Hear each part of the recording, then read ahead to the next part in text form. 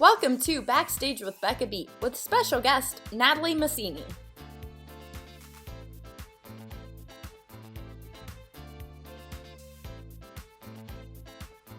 Hi everyone, and welcome to this episode of Backstage with Becca B. On this episode, she's a favorite in the LA theater community and has been in shows such as Scissorhands musical, I Know What You Did Last Summer musical, A League of Their Own unauthorized, and Never Been Kissed unauthorized. Please welcome Natalie Masini. How have you been? So good to see you.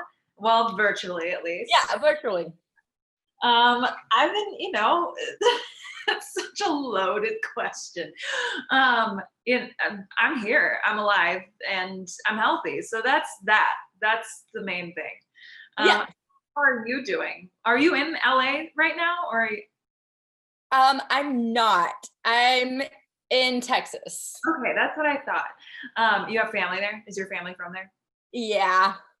Nice. How's it been? It's been nice. It was just best for me to come home. I feel like because there is nothing really going on. Yeah. Yes, I feel similarly. I would have loved to go home, but it's a little bit harder because my boyfriend and I have 3 cats who are not keen on traveling. So it was kind of, and also that's like a much bigger move. It's a lot to kind of just like go back to the Midwest. So we tried, thankfully we were able to make it work and stay here. But I feel you, in these times you want to just be with family and relax, and when nothing, what you want to do isn't really going on. So. Well, and you all have each other, so that's probably really nice. That's definitely, I mean, if that wasn't the case, then I would be more inclined to go home for sure. Absolutely. Yeah. So, it's a blessing and a curse. I love him dearly. But I talk with all of my couple friends and we're like, yeah, we get on each other's nerves, but we love each other still. So if we blasted through 8 months of quarantine, then I guess it's a good sign. Can last through anything. Yeah, truly. It's a lot of time to spend with someone, especially since he had been just on he was playing bass opening for the Jonas Brothers tour this past year. And so he was gone for 6 months, then he came back and it was like, hello, now we spend every second of every day together. Big change, but. Hey. Yeah. Get to play the catch-up game there. Yeah. What have you been up to in all of this time? Well, starting this congrats. This is so awesome. I'm glad that you're doing this. I've listened to many episodes and you do a wonderful job. Thank you. That means a lot. I love getting to talk about theater with everyone. Yeah. Who can't do theater right now because obviously. Yes. Global pandemic. That's a situation. That's a situation. But anyways, have you always known that you wanted to be a performer? Actually, no. I didn't really get into theater. I was, I feel like so many people I know were like, I was doing theater the minute I was born, and was in, community theater as a child, and my parents put me in all these dance classes and stuff, and that was the opposite. My mom kind of had to actually force me into it. I was actually more of an athlete. I played lots of sports. I did volleyball competitively for many years, and same with softball, did basketball a little bit, track, soccer. I hated soccer, so I quit that very fast. But yeah, the first time I was ever in a show was my 6th grade year. And the reason that my mom made me audition, oh my God. So I went to private Catholic school, of course, so great.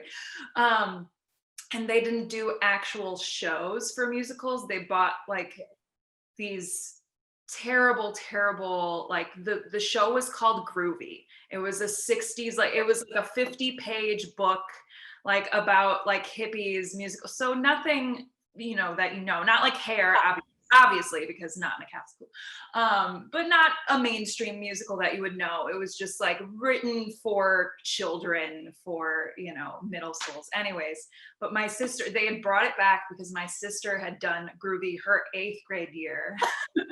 And so my mom was like, you should audition. Erica did this. Like, it would be a great way to get it, you know, and coming from my mom, who is not like, I didn't inherit any sort of performance genes from my parents. My sister and I are like black sheep because our parents are engineers and my mom is tone deaf, lover, but she cannot hold a note to save her life. She gets super anxious speaking in front of people publicly. Anyway, so she was the one pushing me and I was so terrified. But then I ended up getting in and I was hooked like that. You know, I played sports. I was balancing the sports and like theater life for a while. And then halfway through high school was when it got difficult because you had to drop so many things. You couldn't, like, seasons overlapped. I couldn't do the fall play because I was doing volleyball and I really wanted to do that. So after 2 years, I was like, okay, you're not going to be a professional volleyball player, which I thought I wanted to do for a while because I stopped growing. I was 5'8" for a while. And then I was like, well, the volleyball girls are literally 6 foot and taller professionally. So I was like, you don't have a chance. How about you focus on theater? My cousin is 13 and like 5'10". Yeah, it's insane. I mean, I grew like really fast and then stopped. Yeah. So then I was realistic with myself and like decided that volleyball was done after my sophomore year of high school. And I strictly focused. I got to do the fall play and stuff. And then it was, you know, my senior year where I finally convinced my parents. I was like, yeah, I actually want to like do this for the rest of my life. So can I major in it, please? And it took some convincing, and then they finally let me go to college for it. So yeah, no, it wasn't initially. I was actually, you know, it's funny. I'm very shy and like, you wouldn't think so. But when it comes to like the minute I'm on a stage, it's a different story. Like it's having a character to jump into, being another person. It's so much fun. But I like off the stage don't know how to like talk to people. Sometimes I'm like very socially awkward and anxious. Like I get a lot of social anxiety. And I would hate, like I hated speech class because like that's you. Like you have to like give a speech and talk to people. And I'm like, I'm a performer. Why the fuck can I do this?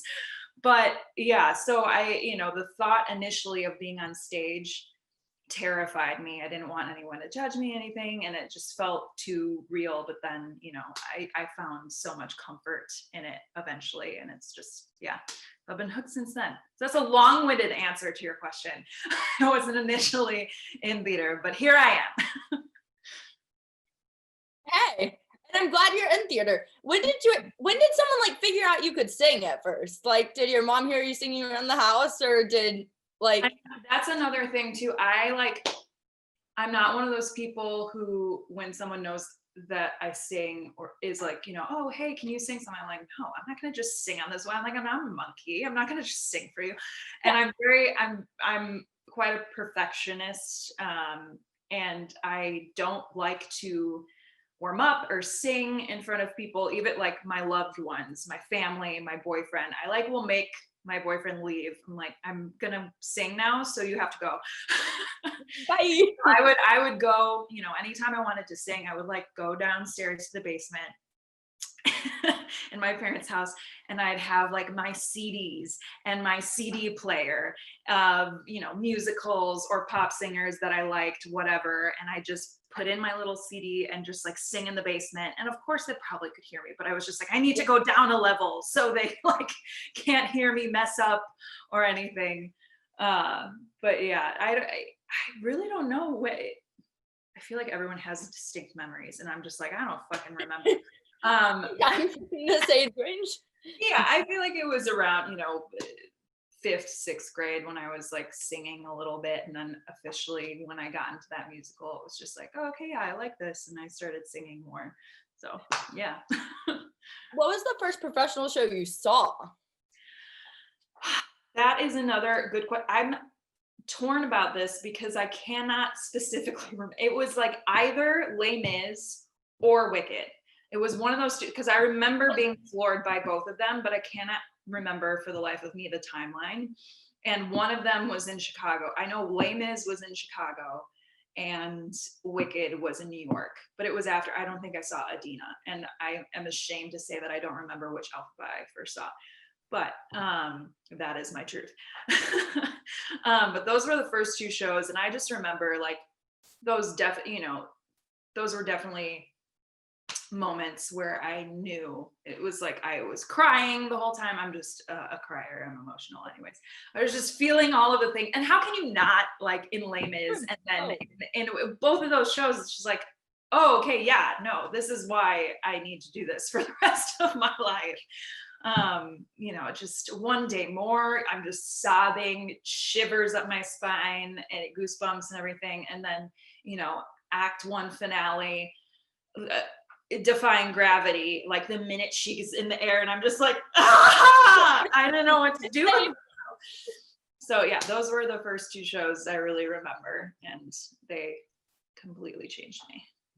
I wish I had been a kid when I first saw Wicked, because that defying gravity scene, oh my gosh. It was, and then it was even more spectacular. I hadn't seen Wicked in many, many years. I think I'm very lucky to have seen Wicked at all. But I've seen it maybe 3 times. I know you have seen it probably like hundreds of times, which is amazing. But the last time I just saw it, I was very fortunate enough to be in New York when Lindsay made her debut, because I was in New York for a concert of Starry at 54 Below, and I just stayed a little bit longer so that I could see her. And it was like I was just in my seat like this watching her with like tears streaming down my face, and like I couldn't stop smiling and shouting, and it was just so much more magical too to see it as an adult, and like having done theater for so long, and just be like, wow, I hadn't been to a Broadway show in a long time. It was just so magical. That show just, and it hits, I think, even more as a woman too, to see these 2 strong female leads and their friendship blossom and grow, and this woman who's just, fighting adversity, and it's just, Wicked is the best. It's great. And like today is its birthday or something, right? 17th, yeah. Holy crap. Yeah. So it's a special show. It's a very special show. And it's still going strong, pandemic aside. So it's never going away, and I cannot wait for it to be over so that Lindsay can jump back in and the rest of the world can see her, because oh my God, that role was made for her. Oh yeah. Yeah. She blew me away.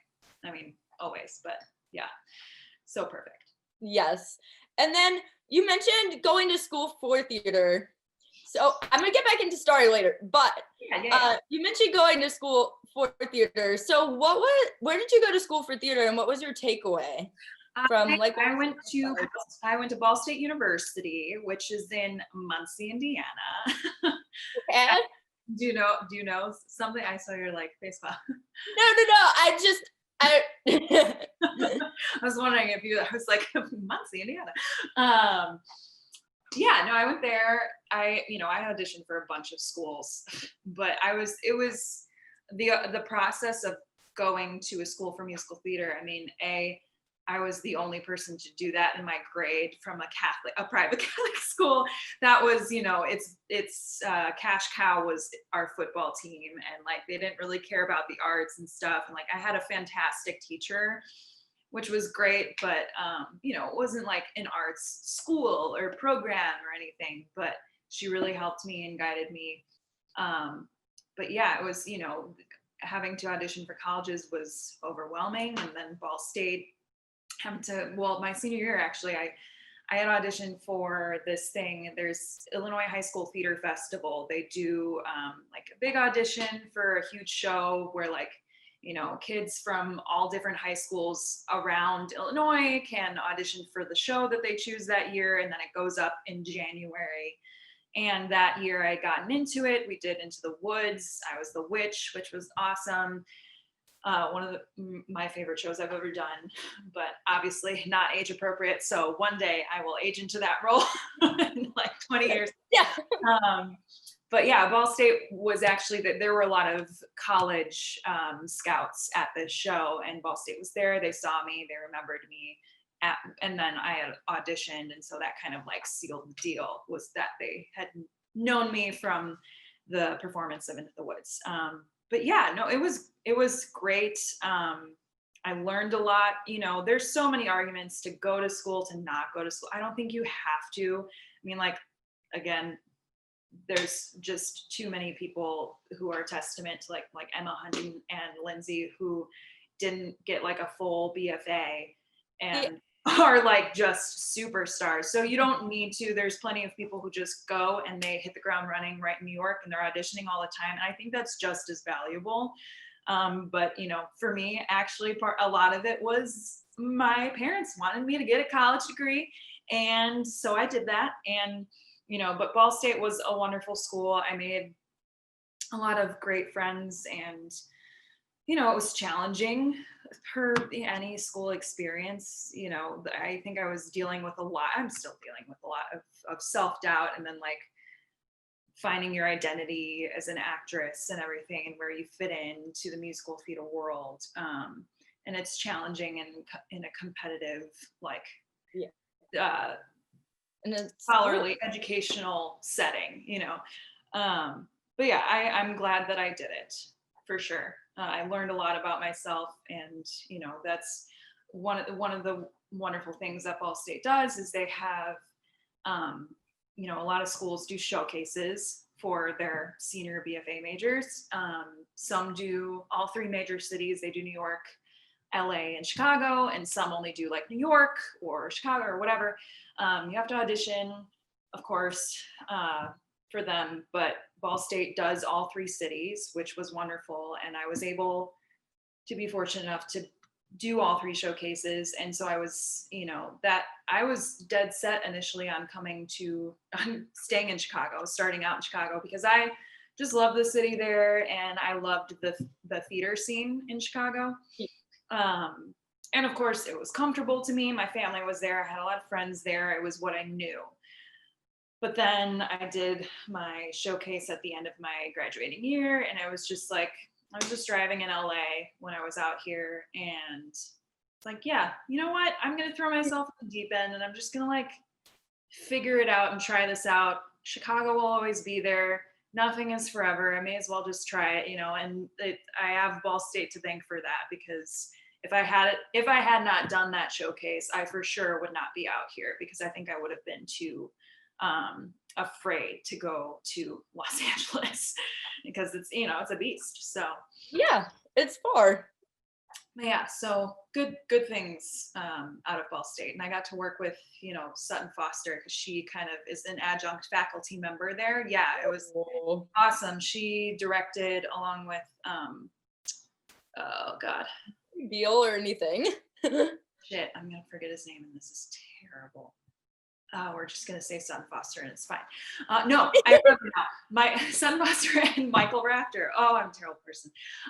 He's a wonderful, wonderful music director and arranger and composer, anything, whatever. But she and him worked together a lot for a lot of her concerts and music. But anyways, they started doing like the senior musical theater classes, showcase cabaret at where is it? Joe's Pub in New York. Oh yeah. So we got to work with her, and that was great. And she's just she does a lot of workshops. She comes every year. You think she's a student because she looks so young, and she's just so fresh-faced and kind and lovely. It's just it's always so refreshing when like you meet a celebrity or, you know, one of your idols, and you're like, how's it gonna be? Are they gonna be a dick? Or are they, and they're like, gonna be just as magical as you imagined? And she is just as magical as you imagine, just the loveliest soul. So it was very, very cool to be able to work with her. Did she give you like any advice personally? Not personally. I mean, I think at that time too, you know, I've always been just kind of like, I never want to be that person who like, I'm gonna talk to this famous person for like hours and bugs. I'm always like, I'll give you like, I admire you, I'll do the work in front of you, but like I'm gonna give you your space as well. And sometimes I regret not being a little bit more forward sometimes and just going for the conversation. But yeah, no, so she didn't like personally give me any advice, but she's, I think she was always saying to us, just like, don't be an asshole. That was her word of advice to everyone. And I was like, that's great. That's great. That's so true in today's day and age. Don't be an asshole. Best advice ever. Truly. So what made you like decide that like LA was the place to be rather than New York for theater? So that's, because everyone who studies in musical theater everyone kind of pressures you. There's always that pressure. Oh, you're a musical theater major, so you're going to New York, right? Like that's where Broadway is. That's where you do the musical theater. And yes, of course, that makes so much sense. But as a meek 21-year-old, like scared of the world and not sure of what I like wanted and how I would survive in the theater scene there, New York had given me, I had only been a couple times, and I did my showcase and I still was just kind of terrified out there. Like, I love Broadway. I love so much of the theater that happens in that city. It's wonderful. But at that time, a recent college graduate, I was just like, New York, maybe one day, but not now, because there was a lot of factors that went into my decision of where I wanted to go. I tend to have a pretty good gut, and I just go with where, there was just a feeling that I had when I came out here. I was like, you know what, I need to try this. I think it's going to be a good fit for me. I think I'll learn a lot. And also lifestyle wise, I just wanted to like take a break from the Midwest. I wanted to push myself. I wanted to be somewhere sunny, and New York also just so busy. I am terrified of it. I've gotten a hold of it now a little bit better, but I was so terrified of like the metro system and like getting lost in the city. I was like, fuck. There was one day when I was out there for my senior trip that my phone died in the middle of Times Square, and I was an idiot, a rookie, and I didn't have thankfully I was a block away from the person that I was meeting, but it died. And I was like, this is my nightmare because I don't have a backup. I did not have a charger with me. And I was like, I don't know this city. I don't know where I'm going. And it was winter. And I was like, okay, I'm in Times Square, which is awful. Like you think like New York is Times Square, and it's not. There's so much more. I'm so glad that I gave it more of a chance to actually explore all of the parts of New York, because like Times Square is shit. Like it's not where it's at.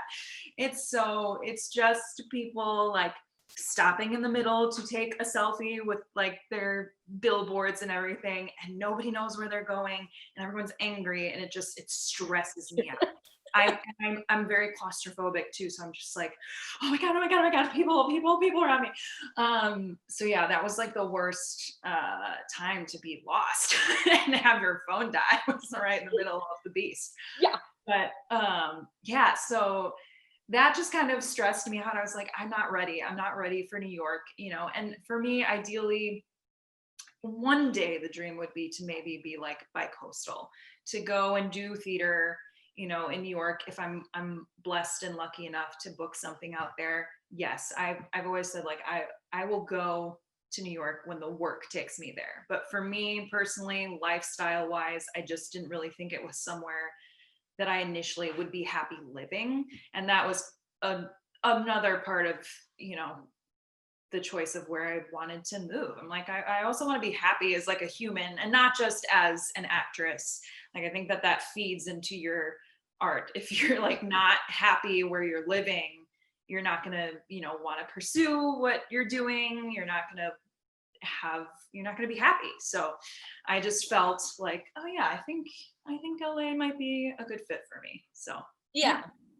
It's totally different, and it feels a little bit like, it's still crazy, but it feels a little bit safer, Yeah, I mean, LA is also a very big monster as well, Yeah. but in a different way. And I find comfort. I mean, now after driving in LA for 5 years, it does get stressful and annoying. But I do like the comfort of driving in my own car and being in charge of like where I'm going and when I'm going, as opposed to the public transportation and everything. That part, it was just like, okay, I trust myself in this car. So that gives me some peace of mind. No, I have the same problem with the cars as I do with public transportation, which is actually a real problem. Yes. Like, I feel like I'm gonna get lost either way. I mean, true. I have definitely done that many, many times. Or your phone dies when you're going somewhere and you're like, God damn it. It's just, you can't, can't win. Yeah. And you But need it for I've directions. learned enough times where it's like, I have charger. I'm ready to go. Like, I'm always like, I can't have my phone die. Because literally, what would people do without? I think about it all the time. So when they used maps before, I'm like, really? How you just stand there with this big sheet of paper and you're trying to figure out where you go? I think we would all be screwed right now if we did not have GPSs in our disposal. Yeah, does anyone know how to read maps anymore? Yeah, no. Yeah, that's, I would be screwed. I'm telling you, when the apocalypse hits, I will fight very hard, but I know I will not last very long. Probably same. I'll be with you. So, how did you get involved in theater and discover places like Rockwell? Well, actually, so they said it all the time in high school and just in life. They tell you networking is so huge. And like it, but you don't really believe it until it's like happening for you. And again, also the thought of networking brought me anxiety because I'm terrible. I'm like, I never want to seem like that person who's trying to get something from somebody. So that's where it feels difficult to me, because you see it all the time here. People are always trying to see what they can get from you. And that's the part of Hollywood that is not so great and fun to deal with. But when it works and you have brilliant people networking with you, it's pretty insane and magical. So I had done a show, like I had done a couple theater shows out here before getting into like Rockwell stuff, but I had done this production with an entertainment company called Plan B Entertainment. They like rehearse out of Burbank at their own studio, but they do shows in like, I did a production with them of Billy Elliot in Anchorage, Alaska. And then the next show that I did with them was Chicago, the musical, in Folsom, California, so Northern California. And that production of Chicago is where I met Nikki Claspel. She was Velma, and I was who the fuck was I? I was one of the, I've done 3 different productions of Chicago in my lifetime. And I was one of the girls, I Liz or something. I don't know. I was 6. I was 6. That's who I was. Anyways, so I met Nikki, and she's just, one of my favorite humans in the entire world. And Powerhouse vocalist too. of course, absolutely. It was just such a pleasure to work with her. But that was, when was that? That was 2017, March 2017. So early that year, early of March 2017.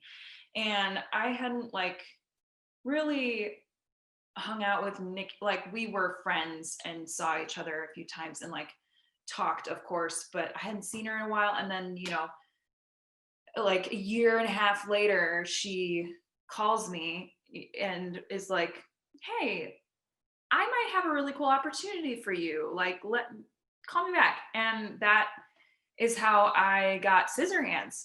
Because she was going to be Kim, because she had worked with Bradley for a long time. And he had asked her, of course, because they had done stuff together before.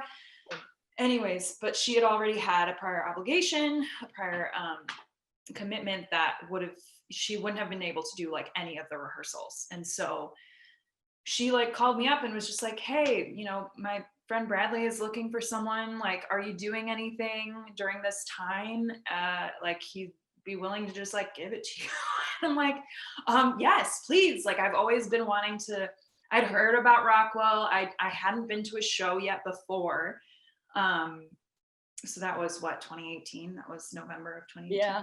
Yeah. And yeah, I hadn't been there before. Oh my God, I'm repeating myself. But yeah, so then I had this conversation, this phone call with Bradley, hadn't met him, and he was just like, here's all the details. Like, Nikki showed me some videos of you. I think you're great. And like, if you are available, then it's yours. And I was like, this is insane. Thank you so much. Absolutely. Yes. Because that just like opened the door for me. It was huge. That was a huge turning point for me in my career, because I had just been working as a barista for like a year and a half and like doing things here and there. But, you know, and then I quit that job in August. Like, I'd moved apartments and I was like so unhappy at that job.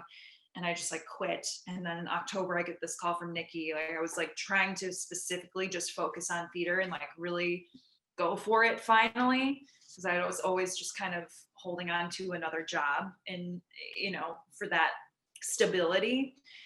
But I let it interfere with going to auditions or callbacks. I would psych myself out because I was like, what if I can't get the time off, blah, blah, blah. Anyway, so I quit that job and was really trying to get back into theater fully. And it was just like one thing led to another, and I was able to do things pretty quickly, which was amazing. And so she was my door into Rockwell. Like, she gave me that opportunity out of the kindness of her heart, and like the day that I can pay her back. Like, she's always just like booking things on her own. So I'm like, I haven't been able to return the favor yet, but I'm like, the day that I can, I owe you one, because you are amazing and I love you. And then actually, like a couple weeks before that, Jordan had asked me to be a swing for I Know What You Did Last Summer. So that was my like door into that. That was when we did it at El Cid, which was so cool. And like, I knew Jordan. It was just all these pieces falling together at the perfect moment, because I met Jordan because I knew Ryan Stevens, because we had done like within the first few months of me moving to LA in 2015, like I took a UCB class for improv, and he was in my class, and a few of the people who took that class like have stayed friends all these years. And so I knew Ryan, and like I knew Jordan because they were friends, but I hadn't met him quite yet. And then there was this one night in like September or something that we were all at one of my boyfriend's music shows, and Jordan was there. And then like one of my friends was like, hey, Jordan, like Natalie is a singer and like does musical theater stuff, and like you should like use her or whatever. And I was like, yes, please, like I'm hungry for work, cast me. I didn't really pick me, choose me. But I didn't, you know, really fully know him. But he was like, yeah, hit me up. And then, you know, my first thing that I had ever done with him was that MySpace cabaret. And then it was I Know What You Did Last. And so it all kind of spiraled. It was just this, again, all the networking, like since then it's been like networking, because I did Scissorhands, then Bradley has asked me to work on Romeo and Juliet, which was amazing. And then because I worked with Emma in Scissorhands, she asked me to do League of Their Own and also Never Been Kissed. And then like, because I worked with Jordan, then he asked me to do all these other things. So it's just like, it was like it all happened at once. And since then, it's just, you know, what I love about that community is how much people want to see, you know, other people in that community like thrive. We're all just like, what can we give to each other? Like, what, you know, how can we work together again? Or, you know, if I'm doing something else and I can't take on this opportunity here, it's for you, like, let me help you. It's just such a wonderful group of artists that are in and out of Rockwell and venues like that are always helping each other. And so yeah, it was pretty amazing to me. I'd always wanted to be in there, and then it happened, and so it was really cool. It's such a once you're involved in a show there, like is truly like you're part of the family. Yeah, for sure. Because before I was, you know, because that's the thing. It is kind of like, it's not like there's a company, but there are a lot of people that they go to over and over again, because it is such a specific beast. It's different than doing a regular show in a proscenium. Like, you have to there's so many factors to juggle. You have to be able to work with, you know, live audience members, and not everyone can do that. Not everyone has that ability to think on the fly when things go wrong, and improv and work with just so many different people at once. And so it's, you know, you, once people see whether you can do it and they know you can, they tend to continue to ask you if they like working with you. They're like, great, so come back and do another one. And so I had known that kind of about the Rockwell, and I'd always kind of like talked myself out of auditioning for shows. I would see them and I was like, the casting calls, and I was like, oh, I don't know, like I think it's really hard to get into, like blah, blah, blah. Like I don't know if I'm ready for this community, or like if they'll like me. And then I just needed a friend to like open the door for me. But they love you, and the audiences love you. Thank God. Yeah, thanks. Oh. I appreciate that. Yeah, I'm very grateful. How hard is it for you? I mean, I guess it's not hard for you, but like how much, like when did you get comfortable with thinking on your feet and improvising? Oh gosh. Well, actually, thankfully I was on an improv team at my college for a few years. So I do enjoy improv. I love like sketch comedy and everything. Improv is very difficult. There are people who do it so well, like Ryan O'Connor.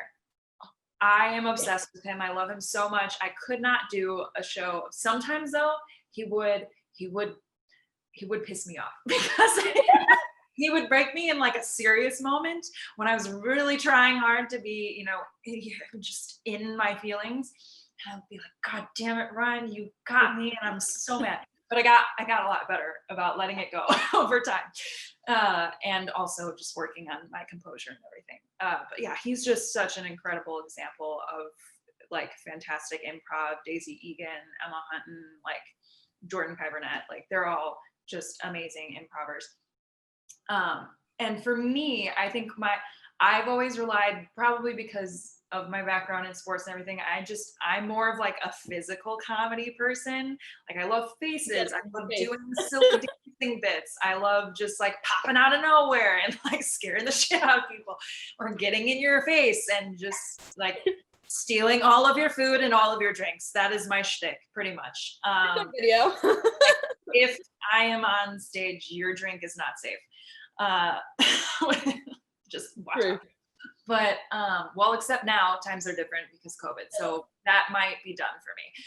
But anyways, I you know, as far as coming up with like lines on my feet, sometimes I'm good with like one-liners and stuff, but actually you know, improv is insane, and people who do it really well and just can create these characters and like talk for minutes on their feet, that blows my mind. It's still like, I'm not at that level in any way, shape, or form, but I'm definitely grateful that I had that time in college to just be silly and play with that improv troupe, and just again develop some more confidence, because it takes a lot of you're being yourself, you know, you're putting yourself on the line.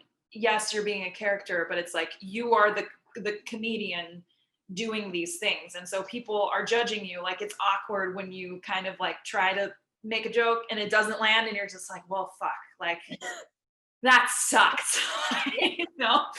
And so I really, really commend comics and comedians, because it's a tough gig. But yeah, you see people who handle it so well, and you're just like, I want to get to that point one day. But yeah, so I you know, being able to work in that space has allowed me to, you know, I love drama, but I also have so enjoyed being able to do, you know, League, and then oh God, and the Never Been Kissed, and when we did the OC musical. Oh yes. So silly, so silly. Golden. Oh gosh. But yeah, it's given me so much opportunity to play and practice, and what better way to do it than with like a group of people that you love and that you know have your back. You know, I think there's times when you like, I don't think I've ever felt unsafe doing a show at Rockwell with like the other people in the cast. Like everyone has each other's backs always, and no one's like, I'm trying to like be the star and take all of the jokes and throw you under the bus and like make you feel screwed in the scene. You know, it feels very supportive, and so that's why I feel like that skill set of improv has kind of developed over time for me. It's because I have that opportunity to work with people that I love, so it's great. And your comedy skills are fantastic. I'm just saying. Thank you. I appreciate that. Again, it's definitely a lot of the like physical comedy that I love. I love just being like weird and making big, bold choices. And like one day maybe I'll get better about like thinking and speaking on my feet. But for now, I'm just like, I'm the person who's like, oh, you want a tree? I'll be a tree. Like, here's just a random dinosaur out of nowhere. Like, it takes bravery no matter what. Yeah. It takes bravery no matter what kind of comedy it is. Yeah. So, what's your favorite show that you've done at Rockwell so far? I think, I mean, they all just have their like sweet spots for me. Those four specifically, Scissorhands and League and the OC musical and Never Been Kissed, because there's just like so many different reasons why, you know, why a show sticks with you. But yeah, of course Scissorhands, because it was like the divine timing of the universe, like giving me this golden opportunity that I'd just been waiting for. And it was just like everything aligned at the right moment for me. And so it was that much more magical. It was an honor to work with Bradley and that cast. I was like, the first time I sat in that room when we were doing all the music, I was like, I'm sitting in a room of people who've like been on Broadway and like done these national tours and like been on television. And I'm like, fuck, like I have to like really do a good job, but in the best way. Like it really inspired. I was just, my mouth was gaping the whole time. It was just magical sitting in that room and being so inspired by my fellow castmates, and like then wanting to really step up to the plate and be like, I want to be at their levels. Like I have to give it my all and like really challenge myself and be vulnerable. And you know, that show was just, it was very special to me for many reasons. I just related to the character, personal things I've gone through, and also, you know, vocally I've been very restrictive of myself, and you know, just I can be very self-conscious and a perfectionist and everything. And I'd always in college just talked myself out of so many songs I wanted to sing because I thought you know, at that point I just felt like my range wasn't there or whatever. Again, I never want to crack in front of anyone. I want it to be perfect. But you know, how can you grow if you don't try? And that show, you know, I had a couple big songs where like I initially did not think that I could do them, but you know, Bradley was like, here they are. And I'm like, okay, well, you're asking this of me, so I have to do it. So I'm gonna work really, really hard and push myself. And you know, so it was a big accomplishment for me. And just such a special show. I love the message more than anything in the world. And it was, you know, working with Jordan, she's like one of the most insanely talented partners to be on stage with. I just like, there were so many moments I would feel her like nudge me, or like look intently in my eyes to be like, I'm here, I got you, I'm holding you in this space, because she could tell, you know, like we worked together so closely that it was like, okay, I can tell when you're like feeling a little antsy or a little nervous. So like the way she would reassure me without letting anyone else know was just so wonderful. And she really guided me and helped me feel more confident. And, you know, same with everyone else in that goddamn show. They're just all so brilliant. But yeah, so that one, 100% is like in my heart, one of my most favorite shows of all time that I've ever been a part of. But then, you know, I would also say that League is one of my favorites because I grew up with that movie, and I was such I'm a baseball fan, a huge baseball fan. Yeah. I love I grew up, you know, listening to the Cubs radio with my dad and like watching the Cubs on TV. And I just, like they shot one of the scenes at Wrigley Field, and I just like remember watching that movie and being so in love. And I loved Gina Davis's role. I love their sister relationship, and like I have an older sister, so when I was younger I was like, I'm Kit and my sister is Dottie and everything. It's just, and it's so wonderful to watch. I always just love when women are being represented as not just like objects of desire, and they're like strong, badass, like smart, intelligent, like sexy but strong, like athletic women, and hilarious as well. And so that was one of my favorite movies of all time. And like when Emma was like, I really want you to do this and like be Gina, be the Dottie, and I was like, amazing, sign me up, yes please, this is like my dream come true for so many reasons. And then getting to be sisters with Amanda Kruger, like she's now one of my best friends, she's family, it's amazing. And it just, we were all such a team. Like that was, they said it before so many times, but it's like that show, that group of people was like lightning in a bottle. It just, we would support each other every single day. We still talk daily on our group chat, like after all this time. And it's just, yeah, that was another show that I will always have with me in my heart for sure. And the blocking in that show was no joke. No. I did not stop until like Gina Davis eyes, which is like 3 numbers before the end of the show. I had like one little break. My act 2 was just like thunderstruck, pause, and then so much. What was it? Oh God, it was 1,000 Years, my lyrical ballet duet, which was my favorite thing in the entire world. And then it went right into Like a Virgin, and then it went into 17 and Go Your Own Way, me and Amanda. And so I was just like, like I can't, I'm dying. No, actually, I think I made that up. No, I reversed it. Wow, I can't even remember it. The order is wrong. It was you knew I fucked it up. Hilarious. Oh God, yeah. No, it was 1,000 Years. It was a lot.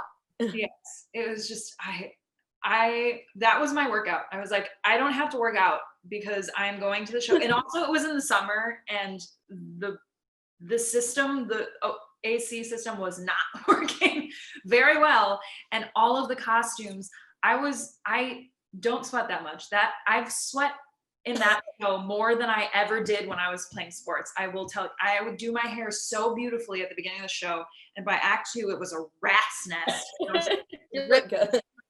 the point? What was the point of setting my hair into these curls to look all like 40s and cute? And then it's just like, it's like I took a shower in my own sweat. It was disgusting. It was very disgusting.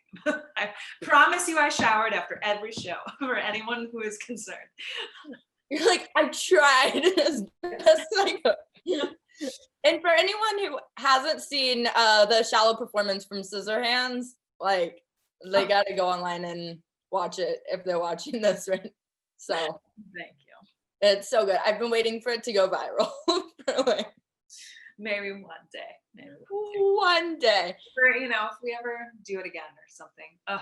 It's gonna be so weird. I'm like letting it set in since Halloween is gonna be over like tomorrow.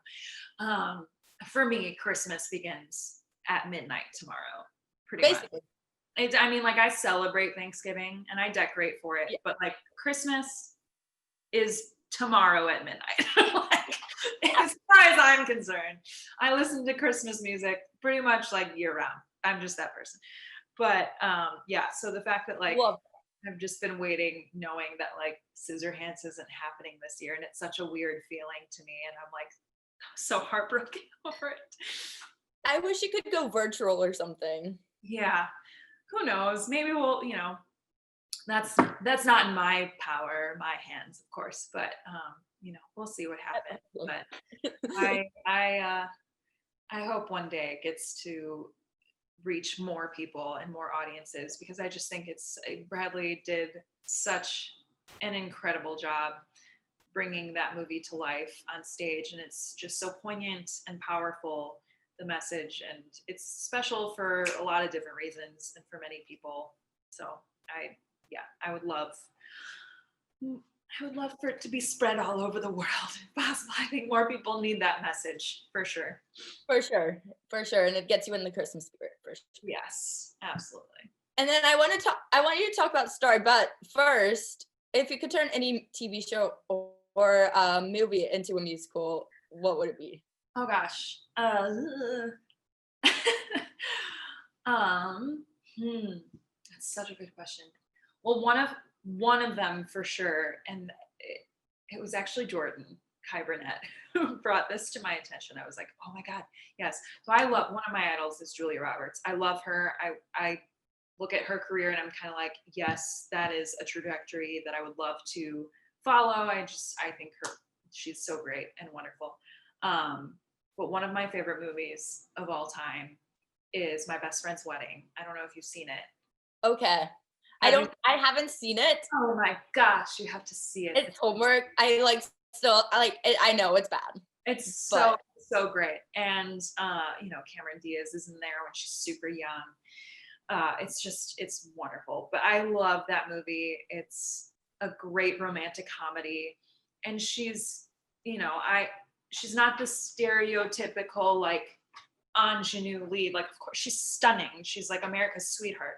But she's also got this great gift of comedy and being brash and everything. She's just like, I love that role so much. And Jordan was like, yeah, they should make that into a musical. And like, you should be Julia Roberts. I'm like, that's my dream. Yes. So yes, if anyone wants to do that and cast me, please make it happen. Yes. Yeah. Other than that, I mean, there's so much that you can make into a musical nowadays, and like people come up with the best things.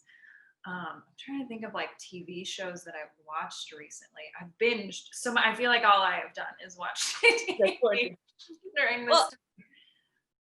I was gonna say if Pretty Woman on Broadway had lasted longer, I could have seen, like, you could have played that role. I wish. I love that movie. I did not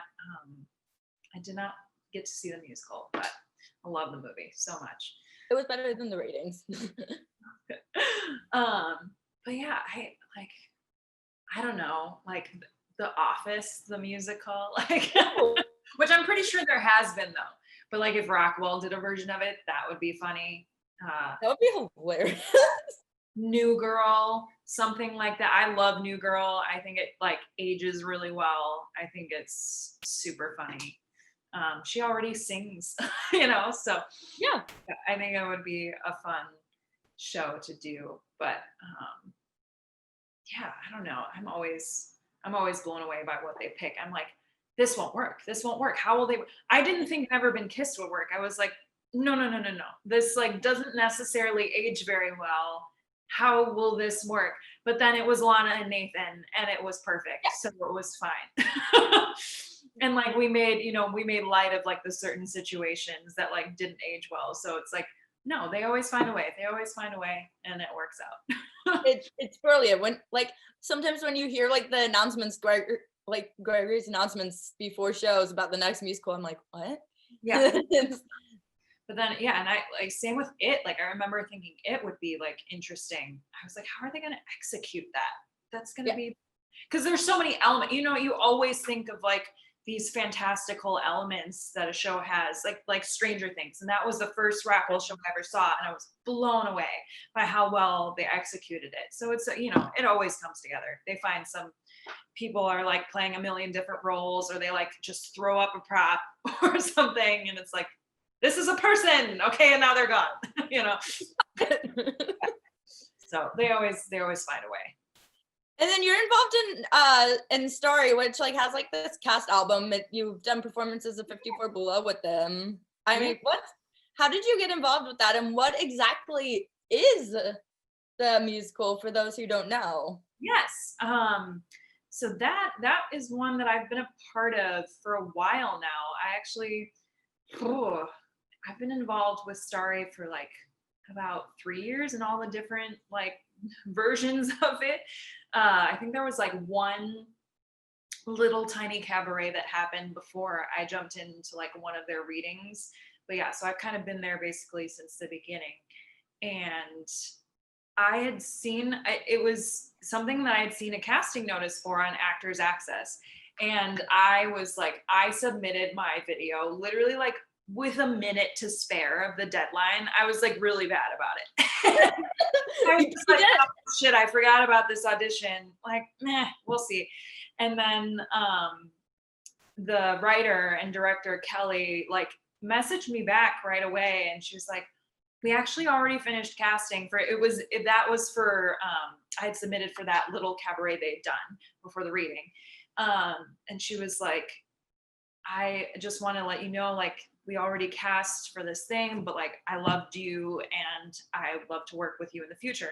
And me, I was like, okay, yeah, like thank you, but that's not gonna happen because like you know, so many things learn not to get your hopes up because so many like things change in a second out here.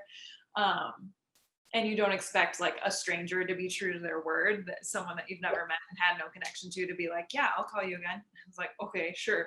But then she did. She like reached out to me. She found a way, like, then she messaged me on Facebook like months later and was like, hey, we're doing a reading of Starry and I'd love to have you be a part of it because I remembered you. And I was like, oh, okay, great. Yeah, sure. Why not?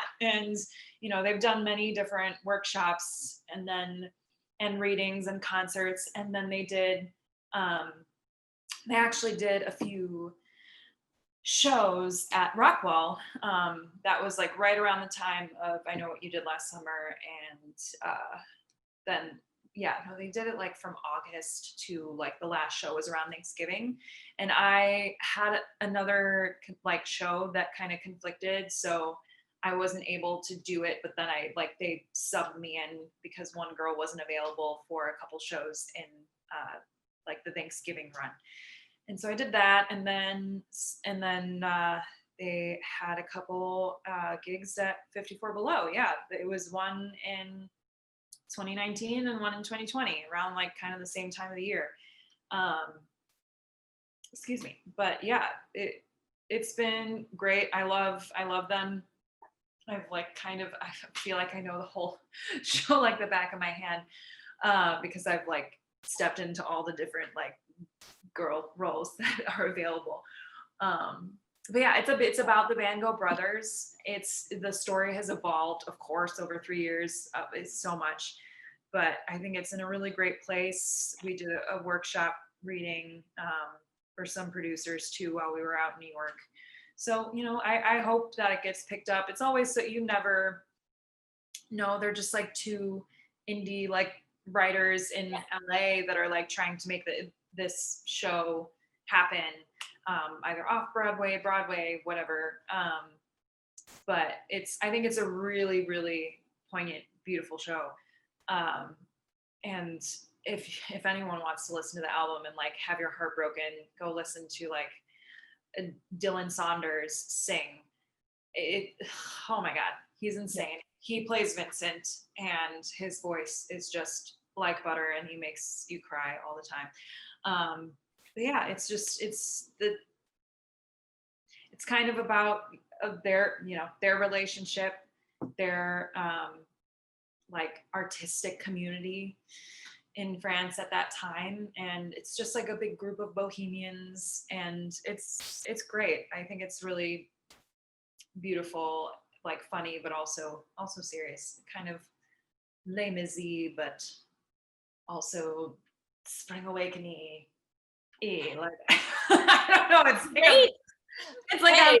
Of the two, you know, like it's really beautiful lyrics and both great shows, but like, you know, sometimes I don't know. I'm throwing a lot in there, but yeah, it's a great. You can listen to the album and know what the hell I'm talking about.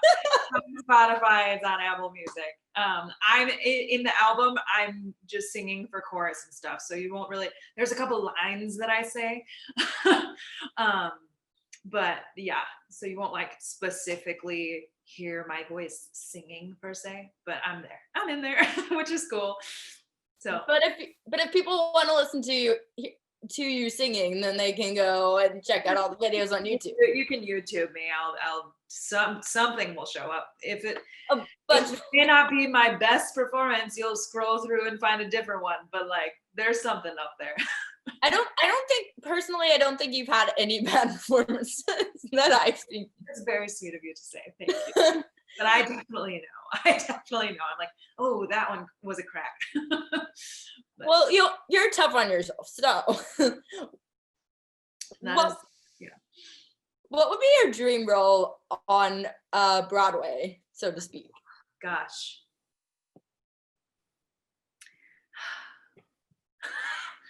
I haven't thought about this in a while.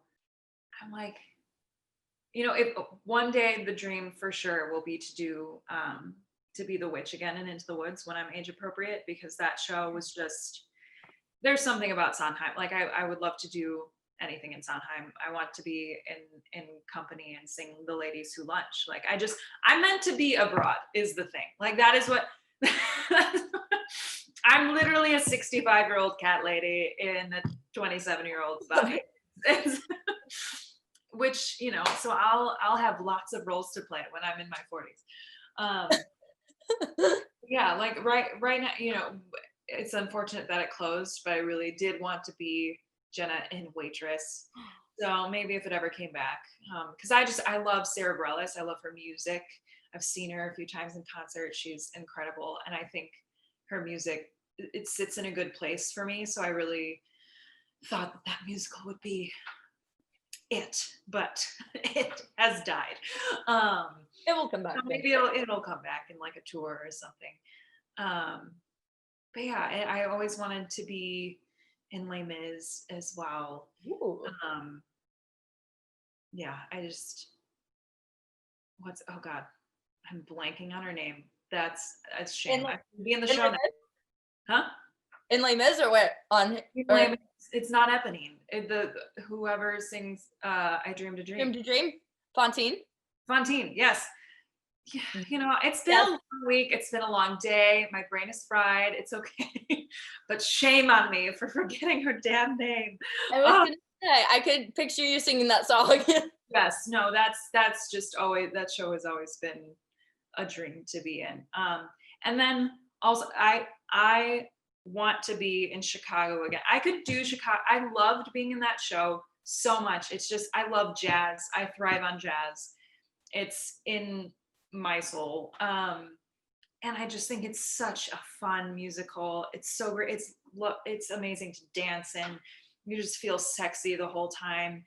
And it's just, it's just so much fun. You feel like a badass. And I would love to be Velma when I'm, again, age appropriate. Classic too. So just she's a badass. And so like strong and again, sexy. And it's always, I'm always drawn to like women who are very self-assured, because I struggle with that. So it's something that I love to do, like a step in it, just like have this out of body experience to play someone who is that confident in their own life. And so I'm just like, I want to do that and try that hat on. Speaking of self-confidence, how do you like continue to work on that?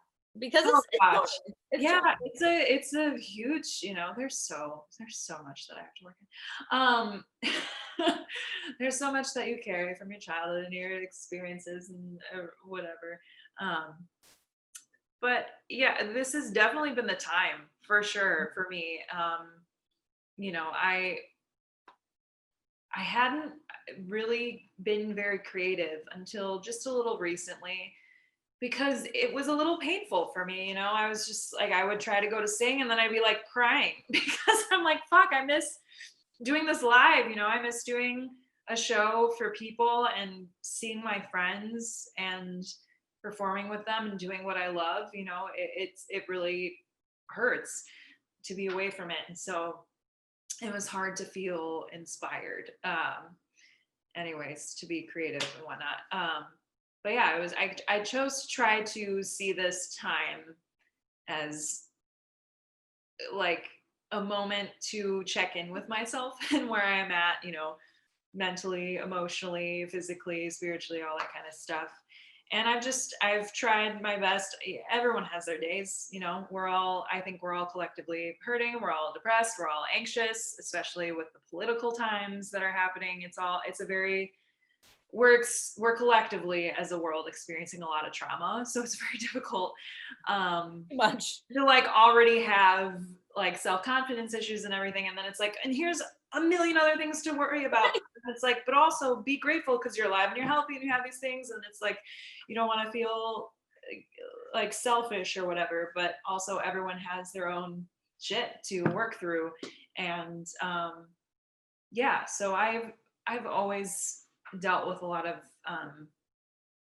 self-consciousness and not feeling confident, and just being really hard on myself. And thankfully I have a great support system of friends, of many people from Rockwell really who have become my family, who have been like, hey, so like you need to shut the fuck up, the voices in your head, Your shoulder and just chill for a second and like think about what you've done, what you've accomplished, and how much you have grown. And then I like sit with it. And then there will be moments where it's like, even with Scissorhands, it was a gift to be able to do it a second time, because I think in that first year, while it was so special, I was very nervous because I hadn't really forced myself to sing that high before. And I also had this huge, I felt like I had this huge weight on my shoulders to be just as good as these other people who had done so much more than me. And I was being very self-critical.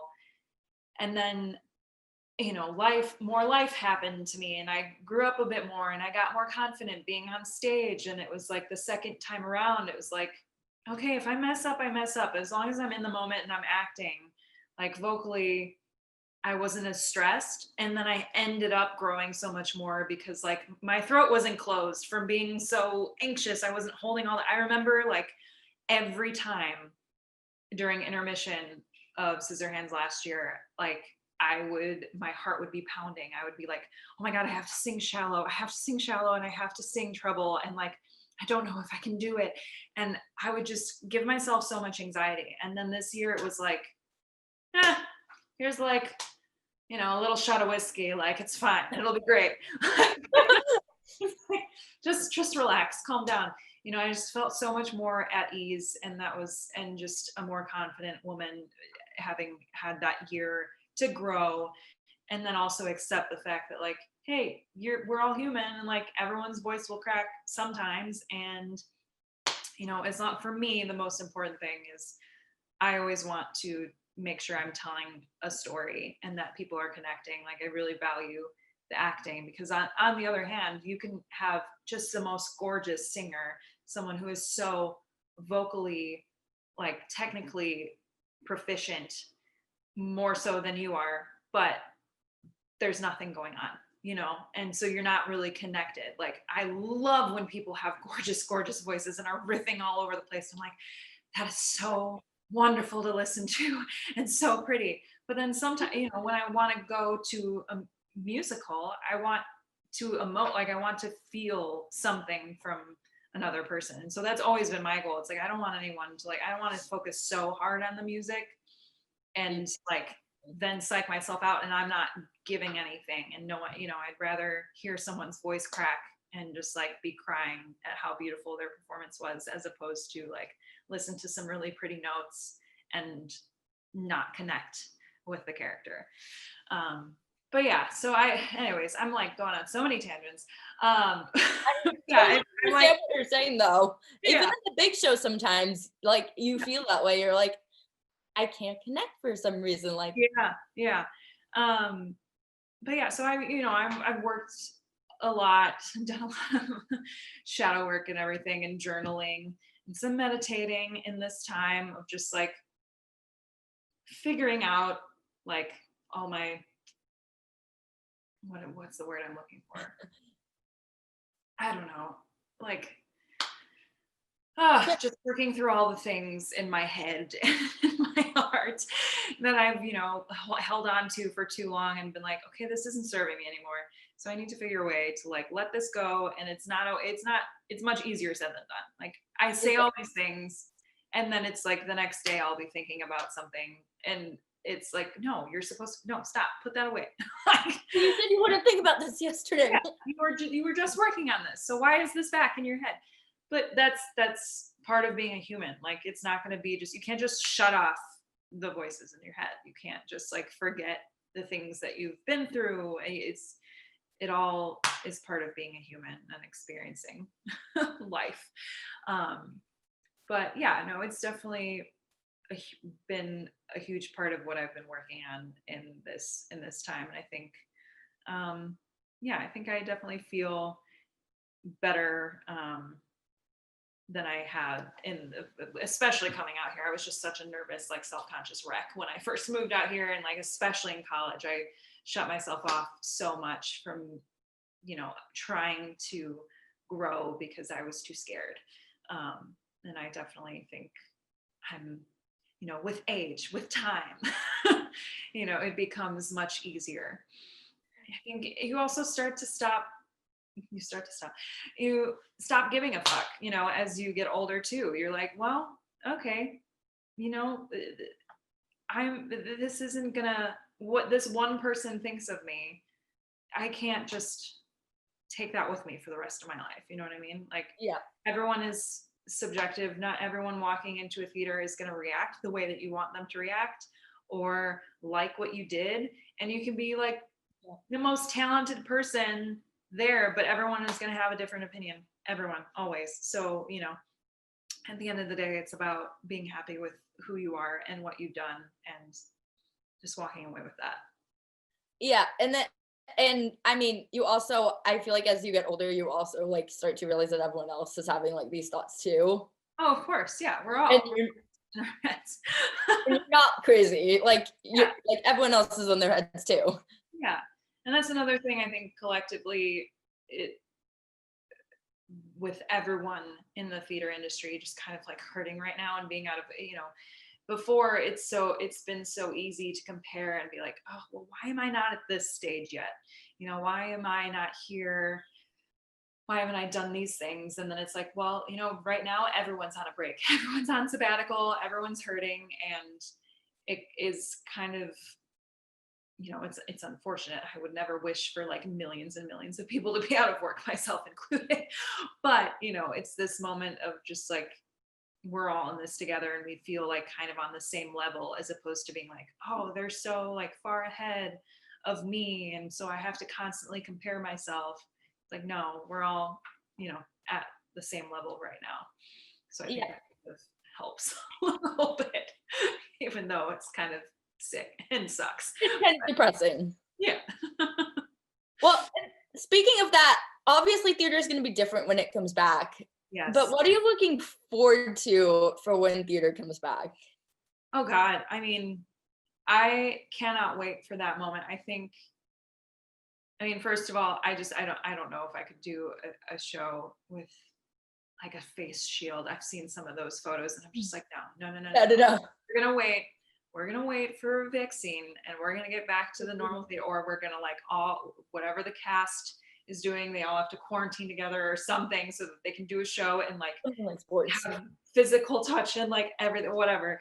But I think whether it's me seeing a show or being able to be in a show, that first moment, I'm just gonna be like an emotional wreck. I think I'm going to be filled with so much more gratitude because, it's so easy, I think, in this profession to get stuck in this trap of just like, what's the next gig? What's the next thing? And then you're not fully appreciating the moment in front of you. At least it's happened to me for sure. And I think to many other people. Of course you are enjoying it, but like, it's so different when like, then it's just taken away. It's taken away for months and you're just like, wow, that is my life. That is my life. I prepared for this for many years and chose that to be my livelihood. And now it's been stripped away from me. And so to go back and to just have so much more appreciation for it, to like be in a room full of strangers watching, you know, magic on stage, and then or to be a performer again, and to be on stage and just like be able to share everything that we've just experienced with, you know, a room full of new people that are just so excited to be there with you. I think it's going to be really, really magical. Like the moment, like that opening night when like the music starts and people come out, like I could already cry just thinking about it. I'm about to. Honestly, I miss. Or like, you know, you always get so excited that first day of rehearsal, like the first day of school when you're growing up and you're so excited. You have like your bag, you prepped a lunch, you have a cute outfit on. You're so excited to meet these people you're about to be working with. I cannot wait. I'm just like gonna hug and kiss everyone. I cannot wait for everyone to just be back in Rockwell and we all just group hug and like make out with each other, and that's it. Like that's all I need, and then we start doing the art. But like first a lot of hugging and a lot of crying and a lot of making out, and then we're just like, okay, let's get back to the work that we've been waiting to do for so long. So much. Yeah. So much. So I think it's gonna be even more, you know, even more magical than ever before, because I think people really, really appreciate it. And like, it seems like such a luxury to think about going to the theater now, you know what I mean? To be able to step into a theater and see a live production. It's like not happening. So, and who knows when it'll happen next. So when that happens, because it will be back, but when it happens, it's going to be very, very special. Hopefully as soon as possible. Yes. Hopefully things work out very well in a couple days, and then we have somebody who believes in science, and then we'll get a vaccine, and it'll be great. We all can get our jobs back to theater. Yeah. Go back to the theater and be it safe. Yes. Yeah. And feel safe. Yes, for sure. That is the most important thing. And then lastly, I mean, you've done a couple covers recently. So is there anything else that you like would want to promote, or? Oh, I mean, I have been trying to, Instagram is my only social media right now, actually.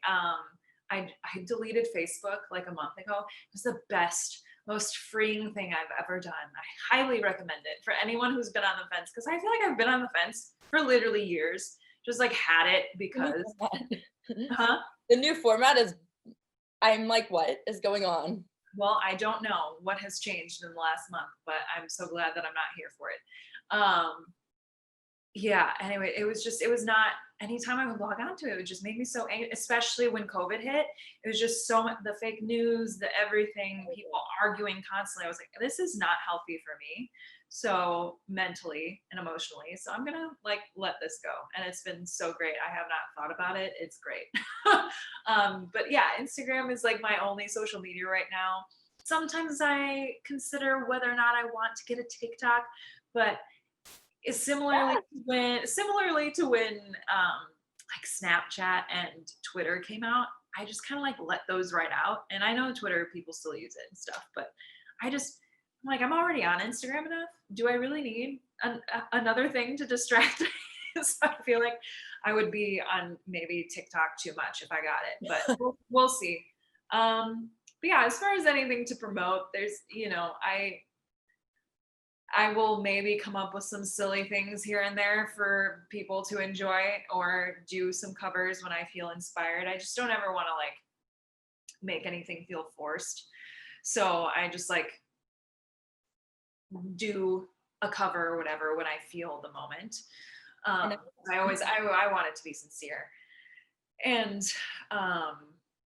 yeah, I did like a little Zoom, like it was really cool. A friend actually that I had done Into the Woods with back in high school.